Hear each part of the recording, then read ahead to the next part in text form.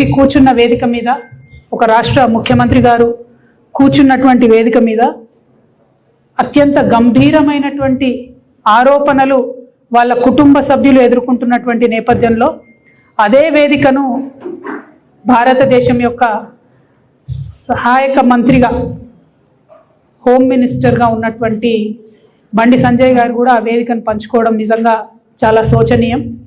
ఎందుకంటే వారి కుటుంబ సభ్యులు అత్యంత గంభీరమైనటువంటి ఆరోపణలు ఎదుర్కొంటున్నటువంటి తరుణంలో ఆ వేదికను వారంతట వారే పంచుకోకుండా ఉంటే బాగుండేది, మర్యాదగా ఉండేది.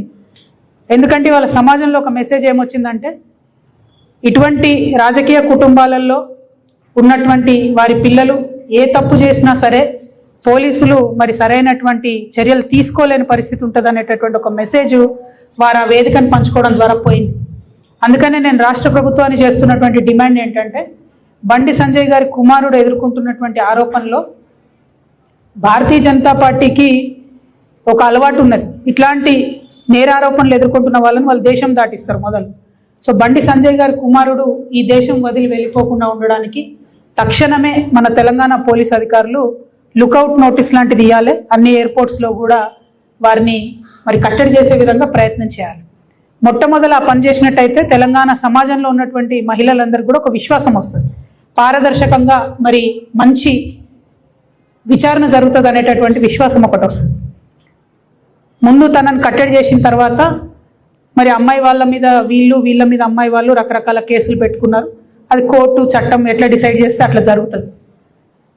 కానీ ముందు తను బయటకు వెళ్లకుండా చూడాలి, పోలీసు వాళ్ళు విశ్వాసాన్ని కల్పించాలి. రెండవది, కొన్ని పార్టీల వాళ్ళు ఒక ట్వీట్ వేసేసి మొత్తం సమస్యను ఏదో పరిష్కారం చేసినాము అనేటటువంటి ఆలోచనతోని అవాకులు చెవాకులు నా మీద వాగుతున్నటువంటి సందర్భాన్ని మనం చూసినాం. ఒక ఆడపిల్ల విషయం వచ్చినప్పుడు, అది కూడా ఒక విషయం వచ్చినప్పుడు సమాజంలో బాధ్యతాయుతమైనటువంటి ప్లేస్లో ఉన్న ప్రతి ఒక్కరం కూడా కొంత సంయమనం పాటించాలి.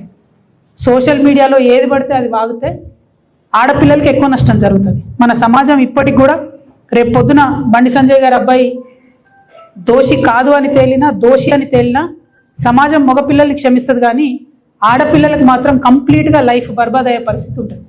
ఇవాళ బీఆర్ఎస్ పార్టీ సోషల్ మీడియా చేస్తున్న అత్యుత్సాహంతో ఏం జరిగింది, బండి సంజయ్ వారి సైడ్ నుంచి వాళ్ళు ఆ ఆడపిల్ల మొత్తం వీడియోలు, ఫేసులు, ఫోటోలు మొత్తం బయట పెట్టారు.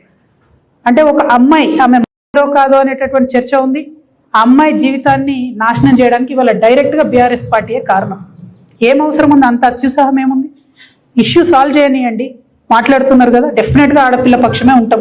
మన తెలంగాణ సమాజంలోనే అది ఉన్నది, ఆడపిల్ల పక్షమే ఉంటాం. కానీ ఇవాళ ఆడపిల్ల జీవితం నాశనం అవడానికి కారణం ఎవరు? ఎందుకు అమ్మాయి ఫోటోలు బయటికి రావాలి, అమ్మాయి వీడియోలు బయటికి రావాలి?